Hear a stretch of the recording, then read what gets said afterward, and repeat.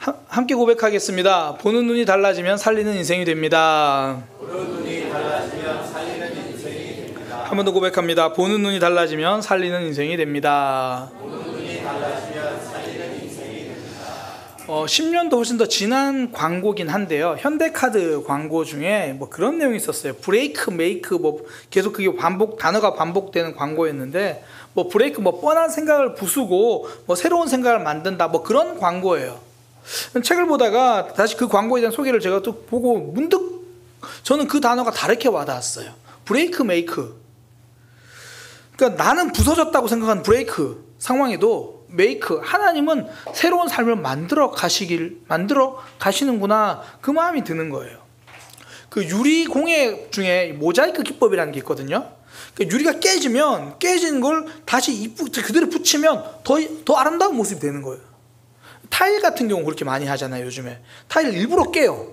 그리고 깨진 모습 그대로 붙여요. 근데 그게 더 아름답다라는 거죠. 돌에 부딪히고 삶에 부딪히고 사람에게 깨어진 마음인데 하나님 손에서는 아름다운 작품으로 다시 나오는 거죠. 우리도 주변에 봐도 이런 분들이 있잖아요. 사람에게 받은 상처를 하나님께 가져와서 기도하고 그러면서 아름다운 믿음의 사람이 되어가는 것을 우리는 경험합니다. 또 어떤 분은 내 계획, 내가 정말 잘 짠 계획이 다 막히는 거예요. 그러면서 굉장히 자기 주관 가당하고 내 고집 강하던 사람이 그렇게 내 계획이 깨어지는 과정을 통해 오히려 온유함이 되고 하나님을 발견하게 되고 그런 사람들이 되는 것을 많이 봐요. 그러니까 브레이크, 깨진 것처럼 보였는데 메이크, 하나님이 새로운 모습으로 만들어 가더라는 거죠. 우리 삶 곳곳에서 하나님께서 그렇게 일하십니다. 어떨 때는 나는 아픔만 보고 있는데요, 하나님은 그렇게 깨어진 우리의 마음을 하나하나 만지시면서 새로운 길로 이끌어 가시더라는 거죠. 오늘 본문에서 일하시는 하나님이 그렇습니다. 이스라엘 백성들은 절망이에요. 지금 애굽왕 바로가요, 모든 사내 아이를 다 죽이라 이렇게 말해요. 절망이잖아요. 이러면요 마음도 깨지지만 가정도 깨져요. 참 슬픈 게 뭐냐면 밖에서 찾아온 아픔이잖아요. 그런데 꼭 이러면 이게 서로 간에, 가족 안에서도 관계에 영향을 줘요. 서로 간에 상처를 주고 서로 아픔을 주고, 그러니까 깨지는 데 집중하니까 그렇거든요. 그런데 그 상황 속에서도 하나님은 이스라엘 백성들을 돌보시고 그 상황 속에서도 이스라엘 백성들을 건져낼 모세라는 사람을 하나님은 준비시키더라는 거예요. 깨어진 것처럼만 보이는 상황인데 하나님은 그 다음 준비를 만들어 가신다라는 거예요. 그 이스라엘 백성들을 건져낼 사람을 하나님 준비시킵니다. 그리고 이 모세의 삶도 그래요. 이 모세도 지금 이제 나일강에 던져져서 죽어야 되는데 하나님은 모세의 어머니를 통해서 그리고 바로왕의 딸을 통해서 그 사람을 통해서 그 깨어진 상황 속에서 살림으로 만들어 내시더라는 거죠. 이게 하나님의 일하심입니다. 저는 우리 모두가 하나님께 이렇게 쓰임받았으면 좋겠어요. 그러니까 내 삶을 통해 누군가가 살아나는 역사가 있게 되기를 축복합니다.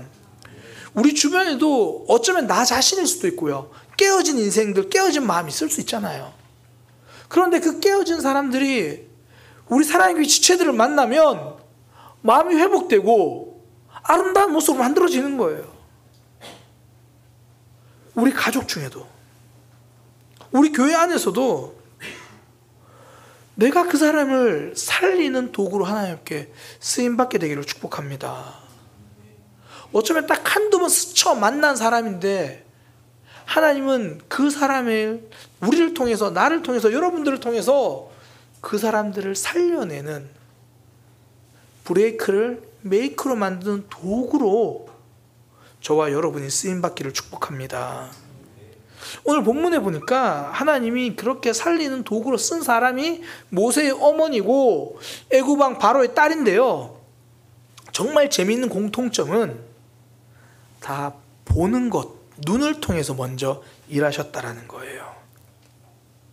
하나님이 살리는 사람에게 어떤 눈을 주시고 어떤 눈을 기대하시는지 오늘 그걸 나누려고 합니다. 살리는 인생 되기를 원하시잖아요. 그러면 하나님이 우리에게 기대하신 눈, 무엇인지를 우리가 살펴볼 겁니다. 첫 번째는 뭐냐면 절망 중에서도 소망을 보는 눈이에요. 지금 모세의 어머니가 그래요. 모세의 어머니는 지금 절망 속에서도요, 그 아이의 잘생김을 보았다, 그렇게 이야기합니다. 출애굽기 2장 2절이에요. 그 여자가 임신하여 아들을 낳으니 그가 잘생긴 것을 보고, 이렇게 말해요. 지금 이스라엘에서는 아이가 태어나면 제일 먼저 성별부터 볼 거예요. 그러면서 이렇게 말하겠죠, 속으로. 제발 딸이여라. 아들이면 안 된다. 아들이면 안 된다. 이 당시에는 뭐 임신 중에 성별을 판별할 수 있는 방법이 없으니까 제발 딸이여라. 그런데 아들이 태어나면요, 생명의 기쁨이 아니라 죽음의 슬픔이 되는 거예요. 어쩌면 아들이 태어나면 그 산모에게 아기를 안 보여줄 거예요. 너무 마음이 아플까 봐. 그런 상황인데, 그런 절망의 상황인데, 모세의 엄마 눈에 처음 들어온 건 이 슬픔이 아니라 내 아들 참 잘생겼다라는 거예요. 절망의 상황에 집중하면 그 아이의 얼굴 안 들어옵니다. 눈물밖에 안 나요. 그런데 지금 바로 왕이 뭐라고 하든지, 지금 상황이 얼마나 어렵든지 모세의 어머니는 내 아이의 훌륭함이 먼저 보여요. 절망 속에서도 소망을 본다는 거죠. 그러니 아이를 포기하지 못합니다. 소망의 눈으로 보면 포기하지 않아요. 우리 교회 집사님 중에 한 분이 엄격하게 식단 조절하시는 분이 있어요. 이게 암이랑 싸우는데 암 수치가 계속 안 좋아지는 거예요. 그게 안 좋아지고 병원에서도 뭐 다른 방법이 없으니까 그때 계속 나빠진 암 수치만 보면 할 게 없어요. 저한테 그런 얘기 하더라고요. 목사님, 병원에서요 이제 더 이상 뭐 할 그 치료가 없어요. 할 거 다 해봤어요. 그 상황 보면 절망이거든요. 답답해요. 그런데 그 집사님은 그 속에서 소망을 찾기 시작하더라고요. 암 환자들이 어떻게 회복되었나, 어떻게 달라졌나. 그러니까 절망의 상황만 보는 게 아니라 그 속에서도 눈이 회복에 초점을 맞추니까 이제 보이는 거예요. 아, 식단 조절 이렇게 해야 되는구나, 이렇게 운동해야 되는구나. 그리고 그 일을 한 거예요. 그러니까 의사가 놀랄 정도로 수치가 좋아진 겁니다. 소망의 눈은 포기하지 못합니다. 소망의 눈을 가지니까 내가 무엇을 해야 할지가 보이는 거예요. 모세의 어머니가 그랬어요. 그 아이의 잘생김을 먼저 봤습니다. 상황의 어려움이 아니라. 근데 여기서 잘생김을 보았다고 한 이 잘생김이란 단어가요, 히브리어 토브인데, 이 단어가 성경에서 제일 처음 사용됐을 때가 언제냐면 하나님이 세상을 보시고 보시기에 좋았더라라고 말씀하신 그 단어예요. 하나님이 세상을 보시는 그 눈으로, 하나님이 우리를 보시는 그 눈으로.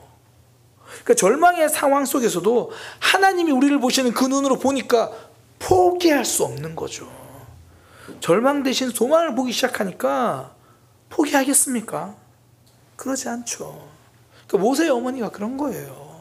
절망에 초점을 맞추지 않고 토부의 눈으로 내 아이를 보니까 내가 할 수 있는 모든 것을 해보겠다는 거예요.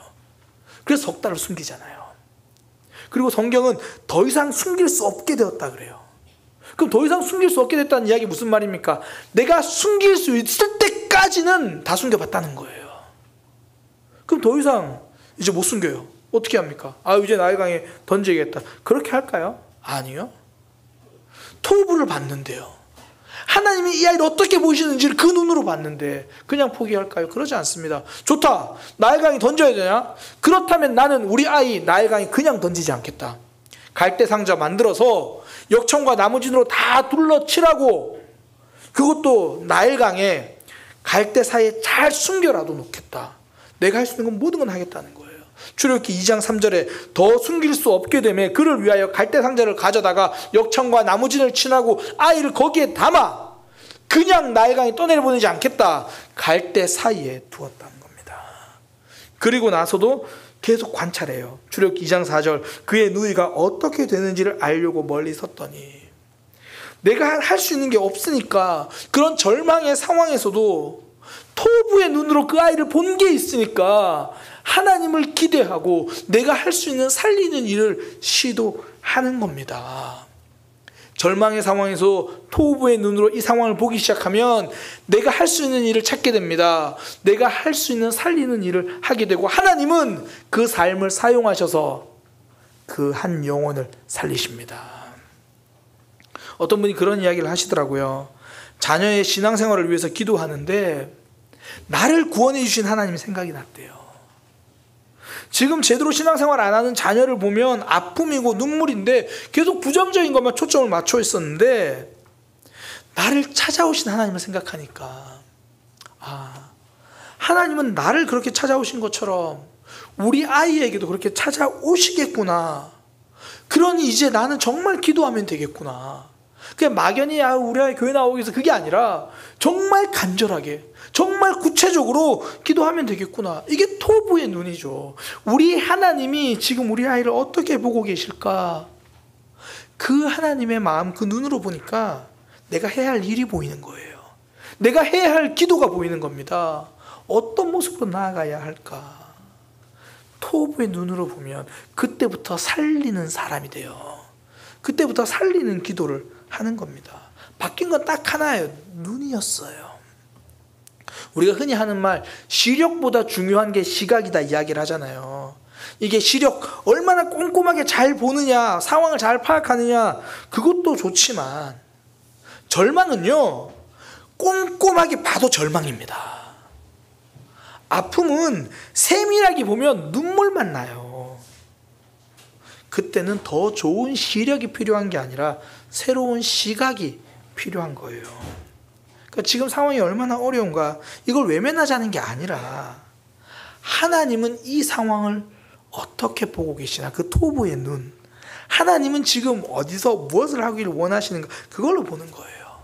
그러니까 더 세밀하게 보는 것도 좋지만 하나님의 시각으로 보는 것, 그때 살리는 일에 도전하게 됩니다.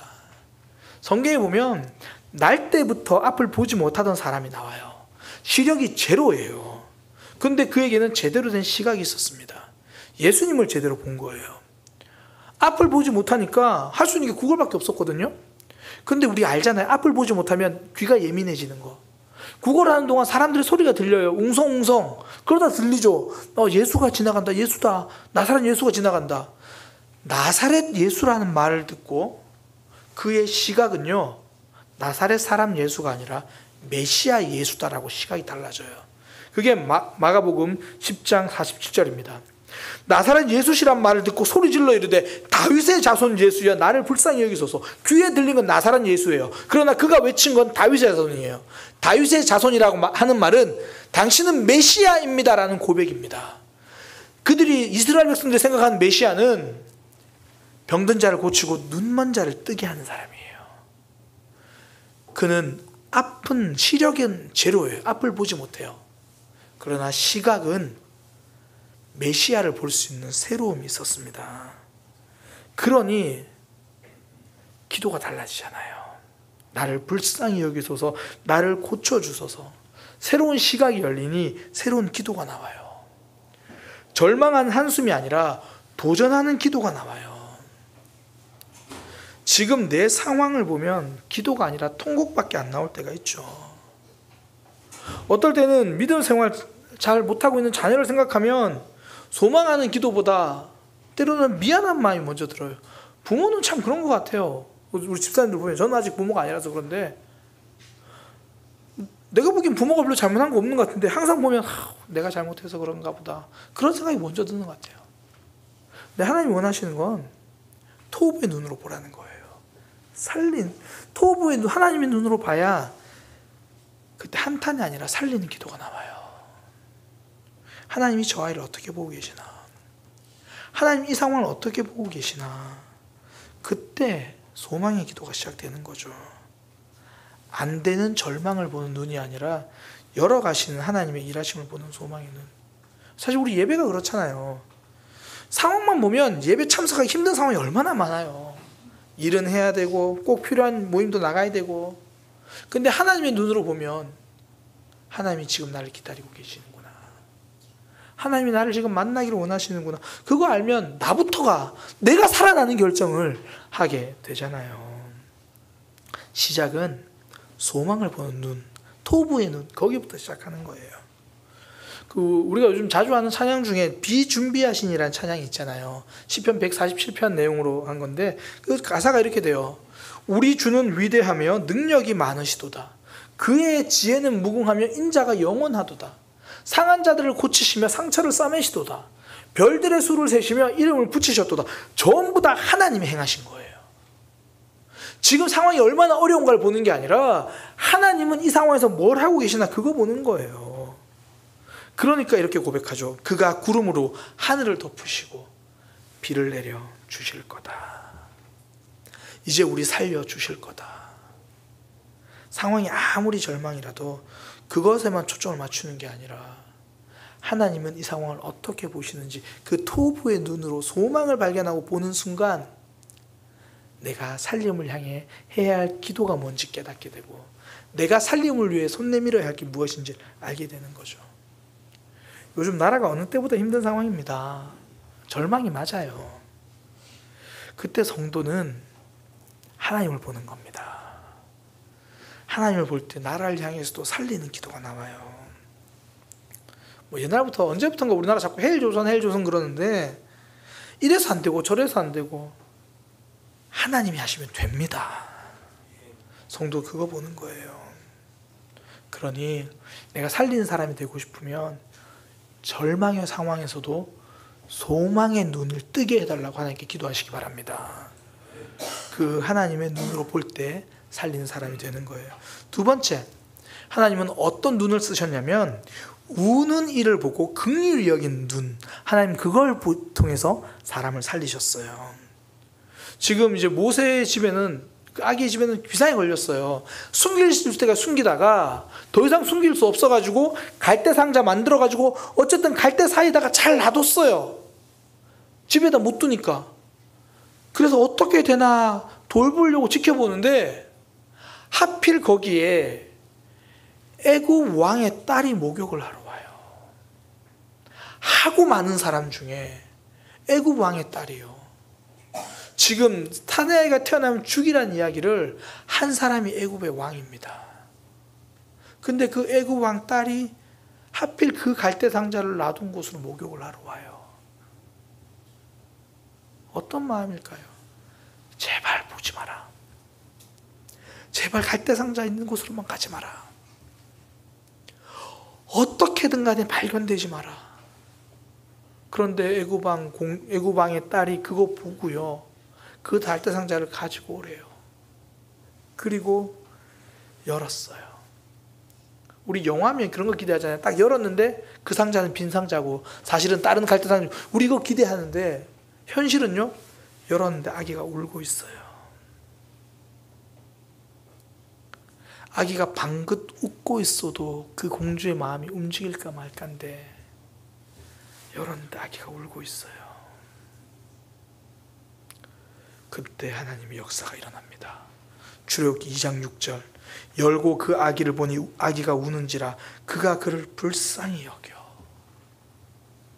그가 그를 불쌍히 여겨.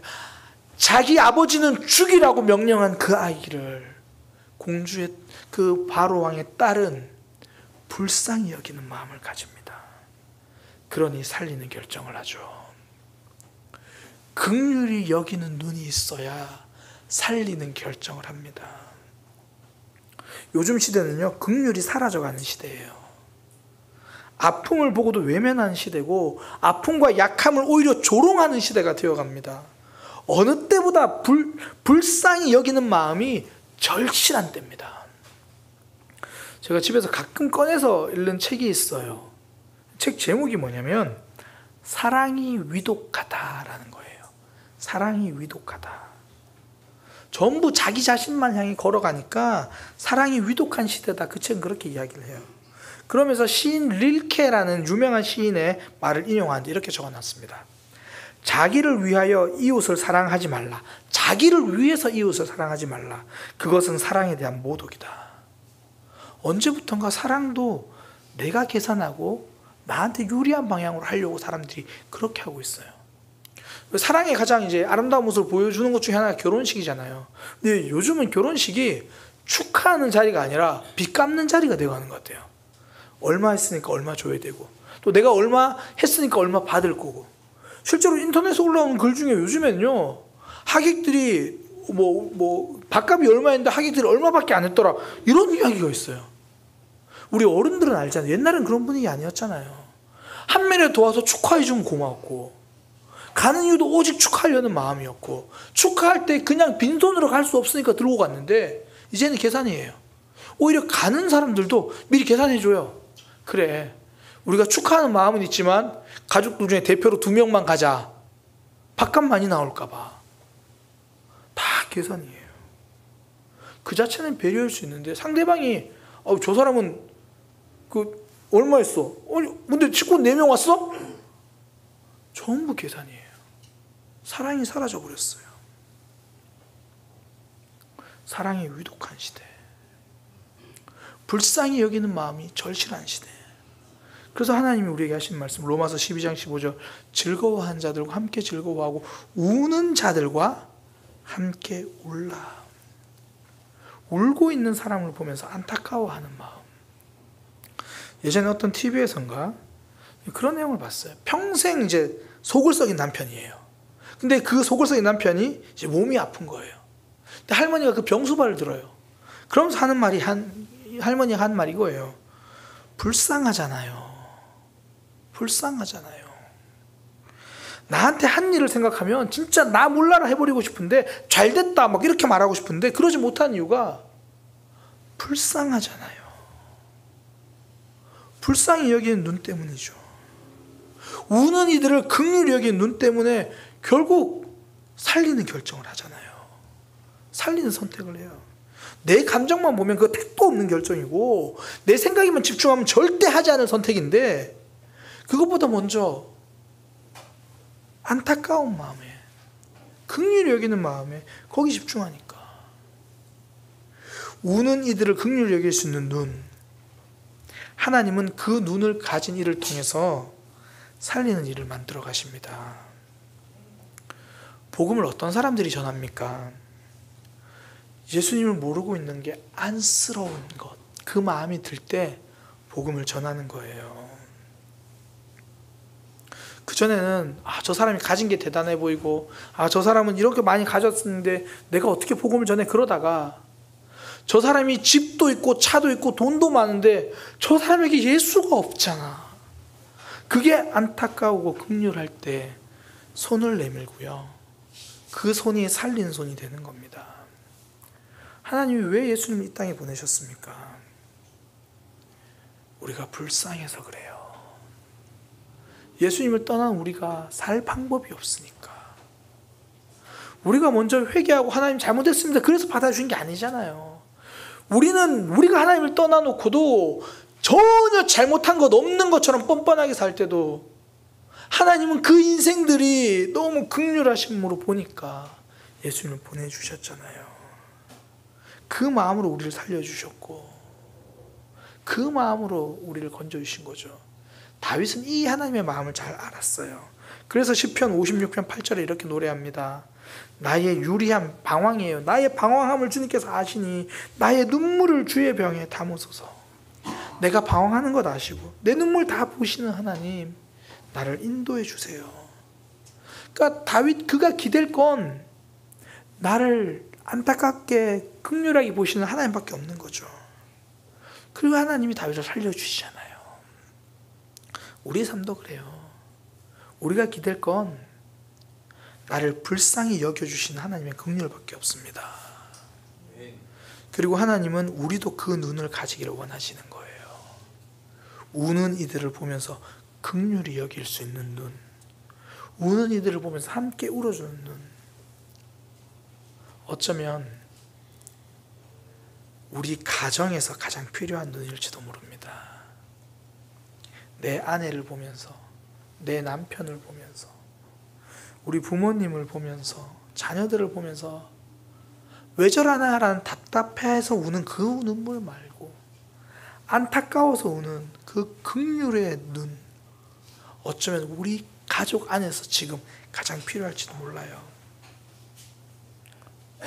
지금 내 옆에 앉아 있는 남편, 아내 얼마나 안쓰럽습니까? 평생 원수로만 보지 말고 그 안쓰러운 마음, 안타까움으로 보기 시작하면 말 한마디도 부드러워져요. 따뜻한 손을 잡아주는 거예요. 어쩌면 지금 그 갈대 상자 속에 있는 아기와 이 바로의 딸은 원수지간이에요. 근데 그 원수로 보지 않고 불쌍하게 보잖아요. 적으로 보지 않고 돌봐야 할 사람으로 보잖아요. 원수로 보면 한없이 밉지만 불쌍히 보면 결국 손 내밀게 되고 살리는 결정을 하게 됩니다. 하나님은 우는 이들을 긍휼히 여긴 눈을 통해서 사람을 살리시는 거예요. 우리에게도 이런 긍휼의 눈이 있기를 소망합니다. 그 눈 가지고 내 가족부터 살리고 우리 교회 지체부터 살리고 내 주변을 살려내는 믿음의 삶 되기를 소망합니다. 모세는 나일 강에 던져진 깨진 인생이었는데 하나님은 두 아름다운 눈을 통해 그를 새롭게 살려주시고 한 민족을 건져내는 사람으로 만들어 주십니다. 절망 중에서도 소망을 보는 눈, 어떻게 보면 원수지만 적이지만 불쌍히 여기는 눈, 그 눈을 가지고 살리는 인생 살아가기를 소망합니다.